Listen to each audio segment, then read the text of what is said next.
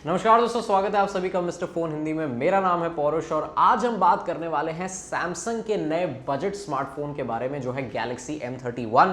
ये आज ही भारत में लॉन्च हुआ है और इस फोन की अवेलेबिलिटी और प्राइसिंग की जानकारी हमने डिस्क्रिप्शन बॉक्स में आपको दे दी है और हेडलाइन में भी आपको प्राइस देखने को मिल जाएगा। इस वीडियो में हम करने वाले हैं इस फोन की अनबॉक्सिंग और आपको देंगे इस फोन का फुल रिव्यू। बताएंगे आपको कि क्या आपको इस प्राइस रेंज में जहां पे हमें Poco X2, Realme X2, Redmi Note 8 Pro जैसे फोन्स देखने को मिलते हैं, क्या इस प्राइस रेंज में M31 उन सारे फोन्स के मुकाबले एक बेटर ऑप्शन है या नहीं। So stay tuned till the end of the video हमारा वर्डिक्ट जानने के लिए। और अगर आपने हमारे चैनल को सब्सक्राइब नहीं किया है तो वो लाल सब्सक्राइब बटन दबाएं, बेल आइकन पर टैप कर दे ताकि आपको हमारे नए वीडियोस के सारे नोटिफिकेशंस मिल जाएं। बिना किसी देरी के let's begin with the video.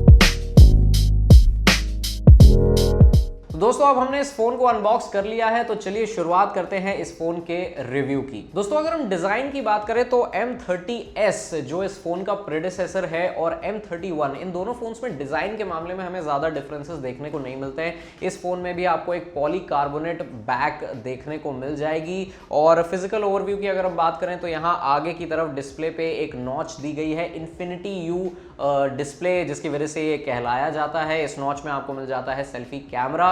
अगर हम नीचे की तरफ देखें तो यहाँ पे आपको मिलता है headphone jack, USB Type-C port और स्पीकर ग्रिल। इस फोन में मोनो स्पीकर दिया हुआ है, डुअल स्पीकर नहीं है। राइट साइड में आपको मिल जाता है वॉल्यूम रॉकर और पावर बटन्स। ये काफ़ी टैक्टाइल हैं, इन्हें यूज़ करते समय आपको किसी भी तरह की प्रॉब्लम नहीं आएगी। और लेफ्ट साइड में आपको दी गई है सिम ट्रे।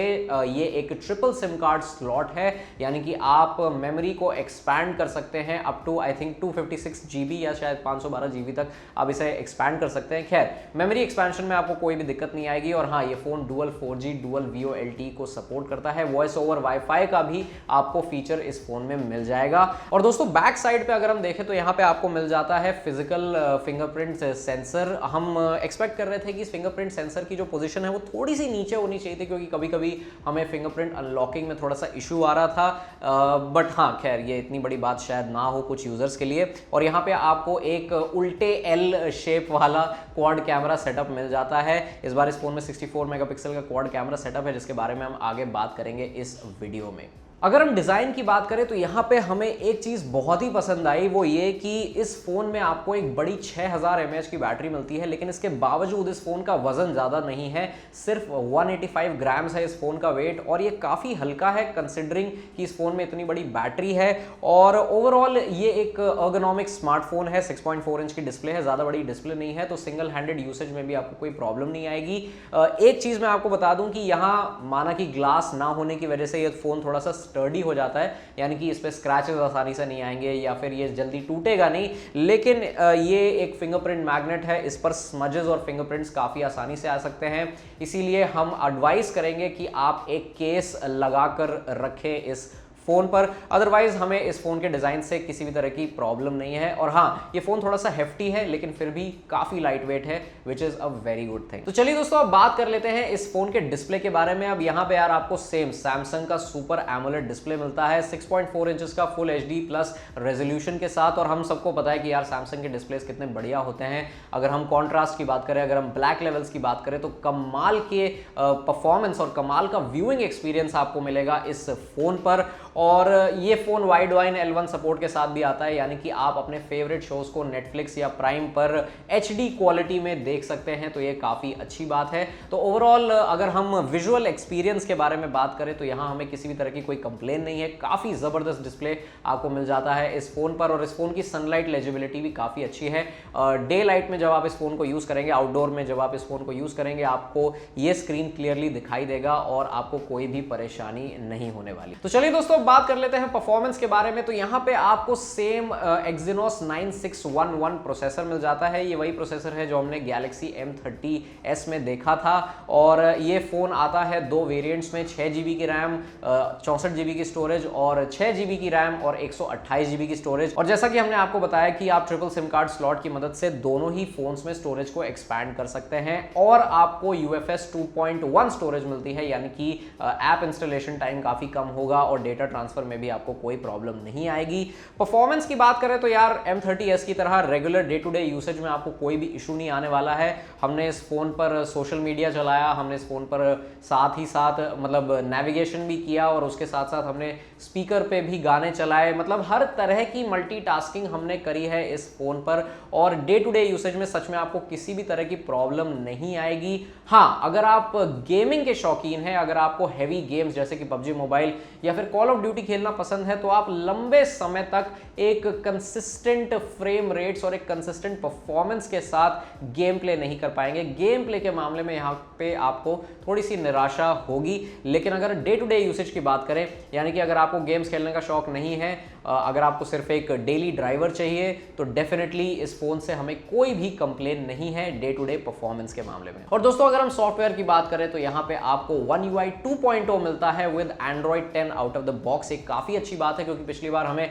Android 9 मिला था विद One UI 2.1, यानी कि जो पिछला वर्जन था One UI आपको मिला था। खैर, तो यहाँ पे आपको One UI 2.0 मिलता है। कुछ ऐसे फीचर्स भी आपको मिल जाते हैं जो सिर्फ इंडियन ऑडियंस के लिए बनाए गए हैं, जैसे इसमें आपको मल्टीलिंगुअल सपोर्ट मिल जाता है, और एक कमाल का सर्च वाला फीचर भी है इसमें, कि अगर आप किसी चीज़ के लिए सर्च करते हैं इसमें, तो अलग अलग ऐप्स जो उस सर्च से रिलेटेड है, इंक्लूडिंग गूगल क्रोम रिजल्ट्स, आपको देखने को मिल जाएंगे। ऐसे कई सारे फीचर्स इंटीग्रेट किए गए हैं, एंड ऑफ कोर्स आपको डार्क मोड तो मिल ही रहा है, जेस्चर सपोर्ट भी मिल रहा है, जेस्चर नेविगेशन सपोर्ट। तो सॉफ्टवेयर के मामले में हमें कोई भी इशू नहीं है इस फोन के साथ, और 6GB की रैम है, तो आपको डे टू डे यूसेज में किसी भी तरह की प्रॉब्लम नहीं आने वाली। ऑडियो क्वालिटी के बारे में अगर हम बात करें दोस्तों, तो यहाँ कुछ कहने को ज्यादा है नहीं, क्योंकि जैसा कि हमने आपको बताया, इस फोन में एक मोनो स्पीकर दिया गया है। ऑडियो आउटपुट ठीक ठाक है, कुछ खास नहीं है, मतलब इतना है कि यार आपको दूर से इस फोन की रिंगटोन सुनाई दे जाएगी, लेकिन हाँ, कोई बहुत ही बेहतरीन या जबरदस्त ऑडियो एक्सपीरियंस आपको नहीं मिलने वाला है।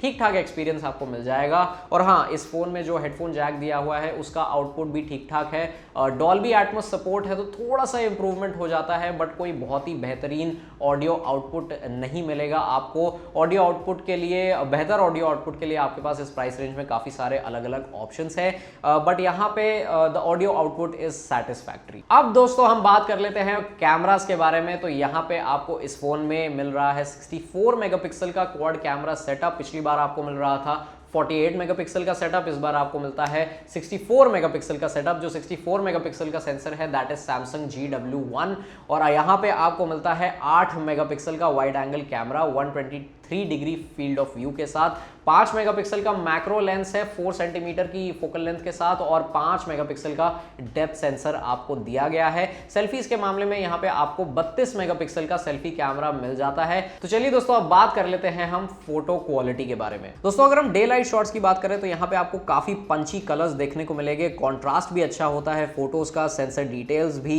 बढ़िया होती हैं, और डायनामिक रेंज भी काफी स्पॉट ऑन होती है, खासकर उन सब्जेक्ट्स में जिनमें डायरेक्टली सन रेज पड़ रही हैं, यानी कि डायनामिक रेंज के मामले में हमें किसी भी तरह की कोई प्रॉब्लम नहीं है। और दोस्तों 64 मेगापिक्सल वाली इमेजेस की बात करें तो वहां भी आपको डिटेल्स तो थोड़ी सी बेटर देखने को मिल जाएंगी, लेकिन बाकी बजट स्मार्टफोन्स की तरह जिसमें आपको 64 मेगापिक्सल वाला फीचर मिलता है, सेम यहां पर भी आपको काफी ज्यादा ओवर शार्पनिंग देखने को मिलेगी। लेकिन इसके अलावा जो फोटोज का कलर है वो काफी बढ़िया दिखाई देता है। अगर हम अल्ट्रा वाइड एंगल सेंसर की बात करें तो यहां पे आपको ठीक ठाक फोटोज देखने को मिलते हैं, कोई बहुत ही बेहतरीन और जबरदस्त फोटोज आपको देखने को नहीं मिलेंगी। इनफैक्ट इमेजेस के कॉर्नर्स में आपको थोड़ा ब्लर देखने को मिलेगा और थोड़ा सा बैरल डिस्टॉर्शन भी होता है अल्ट्रा वाइड एंगल इमेजेस में। और सेम चीज हम कहेंगे मैक्रो सेंसर के बारे में, जहां पर भी हमें ठीक ठाक परफॉर्मेंस देखने को मिलती है। ऐसा कोई बहुत ही बढ़िया मैक्रो लेंस नहीं है इस फोन में। अगर आपको सेल्फीज खींचना बहुत पसंद है तो यहाँ पे आपको 32 MP का सेल्फी कैमरा मिल जाता है, जो कि काफी अच्छी फोटोज लेता है और आपको स्किन टोन्स काफी अच्छी देखने को मिलती हैं। और जो सॉफ्टवेयर ड्रिवन पोर्ट्रेट मोड है उसमें भी आपको काफी बढ़िया इमेजेस देखने को मिलती हैं। जो बोके इफेक्ट है वो भी काफी अच्छे से निकल कर आता है। अगर हम सेल्फी कैमरा से लो लाइट शॉट्स की बात करें तो वो कुछ खास नहीं है, आपको उतनी अच्छी इमेज क्वालिटी देखने को नहीं मिलती है। फ्रंट कैमरा से लो लाइट में स्क्रीन फ्लैश फंक्शनैलिटी को अगर आप इनेबल कर भी लें तब भी आपको डार्क इमेजेस देखने को मिलेंगी। और अगर हम रेयर कैमरा की लो लाइट इमेजेस की बात करें तो यहाँ पर भी हमें इमेजेस में काफ़ी ज़्यादा नॉइज देखने को मिलती है कॉर्नर्स की तरफ, और थोड़ी सी लेंस फ्लेयरिंग भी हमें देखने को मिल जाती है। अगर हम M31 को पोको X2 से कंपेयर करें तो पोको X2 में डेफिनेटली आपको काफ़ी बेहतर इमेजेस देखने को मिल जाती हैं।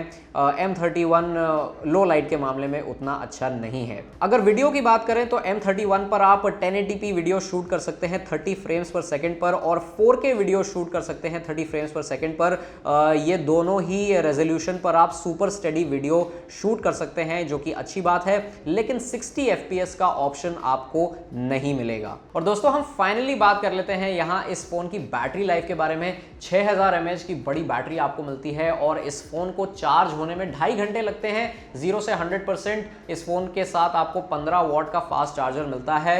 और अगर हम चार्जिंग यानी कि बैटरी लाइफ की बात करें तो आपको आराम से 1.5 दिन का बैटरी बैकअप तो मिल ही जाएगा। मतलब हमने इस फोन पर हर तरह की मल्टीटास्किंग करी, गेमिंग भी करी, नेविगेशन यूज किया, ब्लूटूथ से कनेक्ट किया इस फोन को, म्यूजिक प्लेबैक भी किया, काफी सारी कॉलिंग करी, सोशल मीडिया को यूज किया, हर तरह की मल्टीटास्किंग करी हमने इस फोन पर, गेम्स भी खेले काफी सारे, और ओवरऑल हमें काफी अच्छी बैटरी लाइफ देखने को मिली है। जो सैमसंग ने प्रॉमिस किया था उस प्रॉमिस को यहाँ फुलफिल किया है कि आपको आराम से यहाँ पे 1.5 दिन का बैकअप तो मिल ही जाएगा। इनफैक्ट अगर आप थोड़े से और लाइट यूजर हैं तो आपको 2 दिन का बैकअप भी मिल सकता है, विच इज फैंटास्टिक। और खैर आपको 15 वॉट का चार्जर मिल रहा है तो 2.5 घंटे में आपका फोन 0 से 100% फुल चार्ज हो जाएगा। तो चलिए दोस्तों, बारी आ गई है हमारे फाइनल वर्डिक्ट के बारे में, क्या आपको ये फोन खरीदना चाहिए या नहीं। यहाँ इस फोन में जो अच्छी बातें हैं वो ये कि यहाँ पे आपको इस फोन में एक बहुत ही बढ़िया डिस्प्ले मिल जाता है, काफी अच्छा व्यूइंग एक्सपीरियंस है, वाइड बाय L1 का सर्टिफिकेशन है। यहाँ पे इस फोन का जो रेयर कैमरा है उससे आपको डे लाइट में काफी अच्छी इमेजेस देखने को मिल जाएंगी।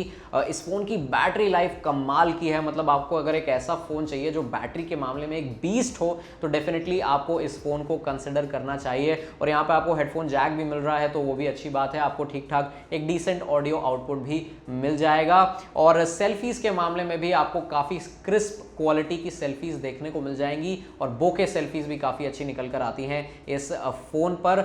अगर हम यहाँ पे डे टू डे यूसेज की बात करें तो हमें कोई प्रॉब्लम नहीं आई, लेकिन अगर आपको गेम्स खेलना पसंद है तो यहाँ पे आपको इस फोन को प्रेफर नहीं करना चाहिए। गेमिंग के लिए आपके पास कई सारे ऐसे ऑप्शंस हैं, और इनफैक्ट हम तो ये भी कहेंगे कि यार लो लाइट फोटोग्राफी के मामले में आपको कई सारे बेहतर ऑप्शंस मिल जाते हैं, जैसे कि पोको X2 64 मेगापिक्सल का सेटअप उसमें भी दिया गया है, लेकिन उसमें पोको X2 में आपको सोनी IMX686 सेंसर मिलता है जो कि 64 मेगापिक्सल GW1 से काफ़ी ज़्यादा बेटर है। आपको काफ़ी बढ़िया और इम्प्रूव्ड बेहतर इमेज क्वालिटी देखने को मिलेगी, स्पेशली इन लो लाइट। तो अगर आप लो लाइट फोटोग्राफी के शौकीन हैं, अगर आपको गेम्स खेलना पसंद है तो डेफिनेटली आपके पास कई सारे ऑप्शंस हैं। अदरवाइज यहाँ पे इस फ़ोन का डिस्प्ले बढ़िया है, यहाँ पे इस फ़ोन के अर्गोनॉमिक्स भी अच्छे हैं, ज़्यादा भारी भी नहीं है ये फ़ोन, और इनफैक्ट इस फ़ोन की बैटरी लाइफ भी काफ़ी अमेजिंग है। तो दोस्तों हम तो यार यहाँ यही कहेंगे कि देखिए, अगर आप सैमसंग फ़ैन हैं, सैमसंग प्रेमी हैं आप, और अगर आपको